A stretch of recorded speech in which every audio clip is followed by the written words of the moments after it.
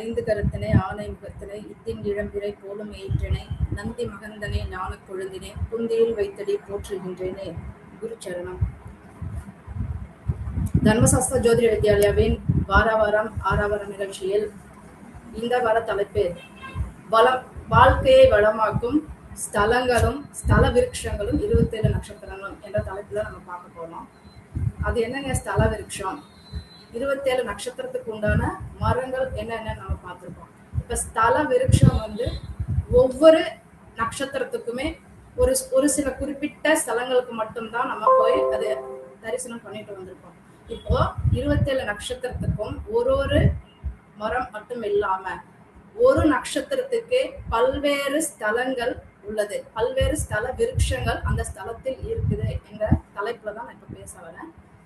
பாத்தீங்கன்னா ஸ்தல விருட்சம் அப்படின்னா என்ன அப்படின்னு பாத்தீங்கன்னா, கோயில்ல தல புராணத்தோடு மூலவரோடு தொடர்பு படுத்தி சொல்லக்கூடிய ஒரு விஷயம்தான் ஸ்தல விருட்சம். அந்த ஸ்தல விருட்சங்கிறது அந்த கோயிலுடைய ஆணிவேர் மாதிரி இருக்கும்.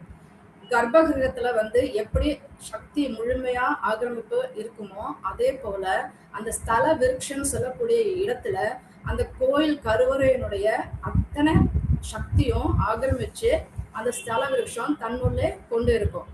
ஏன் அப்படின்னு பாத்தீங்கன்னா, முன்னாடி புராண காலத்துல எல்லாம் பாத்தீங்க அப்படின்னா, ஒரு மரத்துல அந்த இறைவன், அந்த மரமாவே இறைவன் இருந்து அது அந்த மரத்துக்கடியில முனிவர்களும் ரிஷிகளும் வழிபாடு பண்ணி இருப்பாங்க. அந்த மரத்துல இறைவனே அந்த மரத்துல இருந்து வழிபட்டதா ஐதீகங்கள்லாம் சொல்லப்பட்டிருக்கு. அப்போ முனிவர்கள் ரிஷிகள் இறைவனும் அந்த மரத்துக்குள்ள இருந்து வழிபாடெல்லாம் மேற்கொண்டதன் மூலமாக அந்த ஸ்தலத்துக்கு இன்னும் பவர்ஃபுல்லான ஒரு சக்தி இருக்கிறது மக்கள் நம்பினாங்க. இது ஆதி காலத்துல புராண காலத்துல எல்லாம் சொல்லப்பட்டிருக்கு இந்த மாதிரி இருக்கு அப்படின்னு. அப்போ அந்த ஸ்தல விருட்சம் தான் அந்த மூலவருக்கு இருக்கக்கூடிய சக்தி எப்படி பிரதிபலிக்குமோ அதே மாதிரி அந்த சக்தியை உள்வாங்கி வரக்கூடிய மனிதர்களுக்கும் அந்த ஸ்தல விருட்சத்தின் மூலமா அந்த கர்ப்ப கிரகத்துல நம்ம தரிசனம் செஞ்சா எந்த ஒரு ஆற்றல் நமக்கு கிடைக்குமோ அது போன்ற ஆற்றலே அந்த ஸ்தல விருட்சமும் கொடுக்கும் என்பது புராணத்துல சொல்லப்பட்டிருக்கு. அப்போ பாத்தீங்க அப்படின்னா, இது பழங்காலத்துல கோயில் கட்டப்படுவதற்கு முன்பே இறைவன் அந்த மரத்திற்கு கீழ் அமர்ந்து தியானம் செய்யப்பட்டதால அந்த இறைவனுடைய சக்தியும் முழுமையா அந்த ஸ்தலம் விருட்சமே ஆக்கிரமிப்பு பண்ணி இருக்கு அப்படிங்கிறதும் இருக்கு. அப்போ அந்த ஊர்ல இருக்கக்கூடிய மக்கள் எல்லாமே அந்த ஒரு விருட்சத்தையே தெய்வமா வழிபட்டிருக்காங்க. இறைவன் வர்றதுக்கு முன்னாடி மூர்த்தி, தீர்த்தம், விருட்சம் இதெல்லாம் வர்றதுக்கு முன்னாடி, மூர்த்தி வர்றதுக்கு முன்னாடியும் தீர்த்தம் வர்றதுக்கு முன்னாடியும், மூர்த்தி என்கிறது மூலவர், கருவறையில் இருக்கக்கூடிய இறைவனை சொல்லக்கூடியதுதான் மூர்த்தி. தீர்த்தம் என்பது தெப்பக்குளம், நதி அல்லது கடல். ராமேஸ்வரம்லாம் எடுத்துக்கிட்டீங்கன்னா அந்த கடல் நீர் தான் தீர்த்தமா முதன்மையா சொல்லப்படுகிறது. அந்த மாதிரி தெப்பக்குளம், நதிகள், எந்தெந்த ஸ்தலத்துக்கு தெப்பக்குளம் இருக்குது, எந்தெந்த ஸ்தலத்துக்கு நதிகள் இருக்கிறதோ அதெல்லாம் தீர்த்தமா சொல்லப்பட்டுள்ளது. அப்போ அந்த மூர்த்தம் என்கிறது மூலவர் வருவதற்கு முன்பு தீர்த்தங்கள் சொல்லக்கூடிய நதி, தெப்பக்குளம் மற்றும் கடல் இவையெல்லாம் வருவதற்கு முன்னாடியே இந்த விருட்சம் என்பது முன்னதாகவே இருந்திருக்கிறது என்பது குறிப்பிடப்பட்டுள்ளது. அப்போ இந்த தீர்த்தத்துக்கும் மூர்த்திக்கும் இருக்கக்கூடிய வலிமையை விட இந்த விருட்சத்துக்கு அதிகமான வலிமை இருக்கிறதா முனிவர்களும் சித்தர்களும் சொல்லப்பட்டிருக்காங்க. சித்தர்களே கூட இந்த விருட்சத்துக்குள்ளதான் விருட்சத்திற்குள்ள அடியில், விருட்சத்திற்குள்ளும் அதை சார்ந்த பகுதியிலும் தான் சித்தர்கள் கூட தவம் புரிந்து இருக்கிறார்கள் என்று கூறப்பட்டுள்ளது. அப்போ அந்த விருட்சங்கிறது மிக முக்கியமான ஒரு விஷயமா கருதப்பட்டிருக்கு. மேலும் அந்த விருட்சம் ஒரு மனிதனுக்கு எந்த வகையில் பயன்பாடா இருக்கு அப்படின்னு பாத்தீங்க அப்படின்னா, ஒரு கோயிலுக்குள்ள நம்ம போய் தரிசனம் பண்ணும்போது கிடைக்கக்கூடிய நேர்மறையான ஆற்றல், ஒரு புத்துணர்வு, நம்மகிட்ட இருக்கக்கூடிய நெகட்டிவ் எனர்ஜி எல்லாம் போய் நேர்மறையான எனர்ஜி நமக்கு அதிகமா கிடைக்கும். கோயில் போயிட்டு வந்தாலே மனசெல்லாம் சந்தோஷமா இருக்கும், ஒரு புத்துணர்ச்சி இருக்க மாதிரி இருக்கும். ஒரு புதுசா உடம்புல பிளட் உருவான மாதிரி இருக்கும். அந்த மாதிரி உயிர் கொடுக்கக்கூடிய சக்தி அந்த ஸ்தல விருட்சத்திற்கு உண்டு. மூலவரை போய் தரிசிக்க முடியல, இல்ல ரொம்ப நேரம் காத்திருந்து கருவறையில் இருக்கக்கூடிய இறைவனை காண முடியல அப்படின்னு நினைக்கிறவங்க அந்த எந்த மூலவரை தரிசிக்க போனீங்களா, எந்த ஸ்தலத்துக்கு போனீங்களா, அந்த ஸ்தலத்தினுடைய ஸ்தல விருட்சமா கூறப்படுகின்ற அந்த விருட்சத்தின் அடியில் அமர்ந்து, இப்ப கோவிலுக்கு போனீங்கன்னா ஒரு நாளைக்கு ஒரு தடவை கோவில் போனீங்கனாலே குறைஞ்சபட்சம் 24 மணி நேரம் இருக்கணும். ஒரு நாழிகை 24 மணி நேரம் அந்த கோவில்ல இருக்கணுங்கிறது ஒரு ஐதீகம்.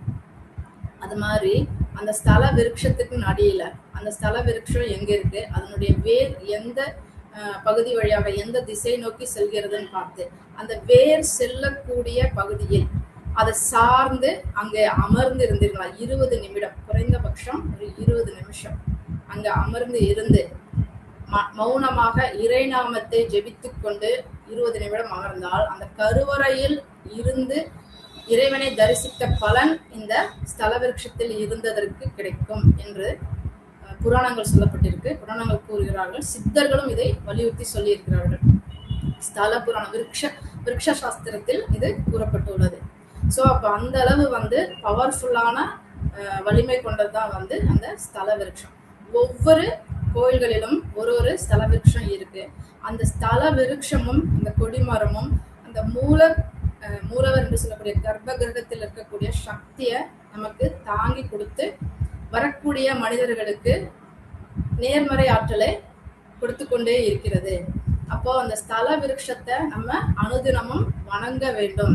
அப்போ ஒவ்வொருவரும் தாங்கள் பிறந்த நட்சத்திரத்தின்படி, ஜென்ம நட்சத்திரத்தின்படி என்னென்ன நட்சத்திரத்தில் பிறந்தீர்களோ, என்னென்ன அதற்குண்டான மரங்களோ அந்த மரத்தை முறையாக வழிபாடு செஞ்சால் நேர்மறையான ஆற்றலும் வாழ்க்கையில் வளமும் பெறலாம் என்பது ஐதீகம்.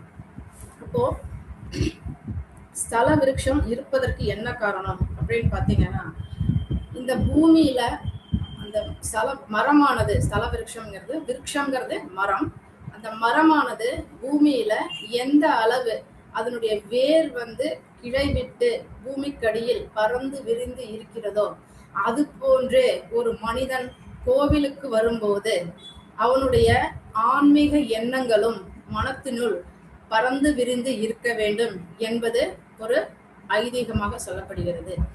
அப்போ அந்த அந்த மரம் எப்படி அதனுடைய கிளைகள் எல்லாமே பறந்து விரிந்து இருக்கிறதோ அது போன்று ஒரு மனிதனுடைய வாழ்க்கையில் அவனுடைய பரம்பரை, வம்சாவளி பரம்பரை என்பது மரங்களை போன்று, கிளைகளை போன்று, அந்த மரத்தில் உள்ள கிளைகளை போன்று பறந்து விரிந்து இருக்க வேண்டும்.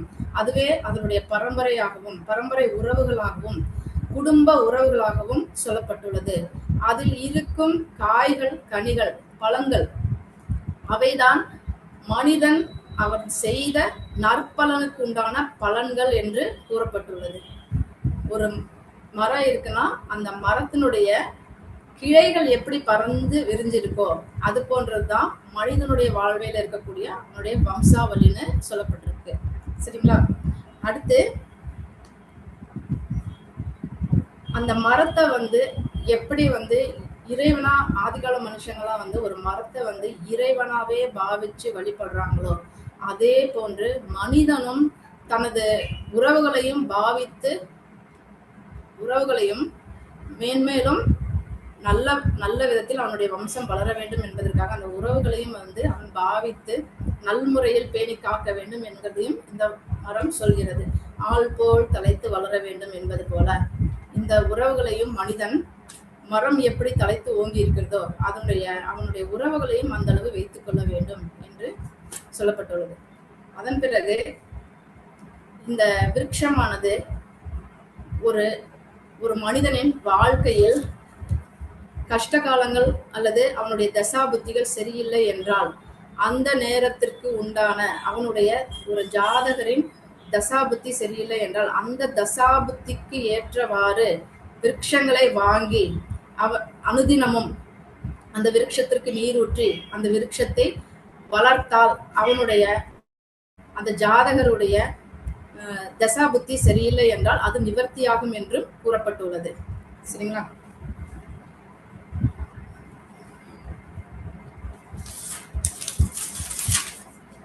அடுத்து இந்த விருட்சத்தை வழிபடுறது மூலம் என்ன பலன் அப்படின்னு பாத்தீங்கன்னா, மூலவரை வந்து கருவறைக்கு போய் தரிசிக்கும் போது எந்த உணர்வு ஏற்படுமோ அதே போன்று இந்த விருட்சத்தை வழிபடும் போதும் உள்ளுணர்வு ஏற்படும். அந்த மூலவரை கருவறையிலிருந்து தரிசனம் பெற்றால் என்ன பலன் கிடைக்குமோ அதே பலன்தான் இந்த விருட்ச வழிபாடு எடுக்கும் போதும் முழுமையாக கிடைக்கும் என்று சாஸ்திரங்கள் சொல்லப்பட்டுள்ளது.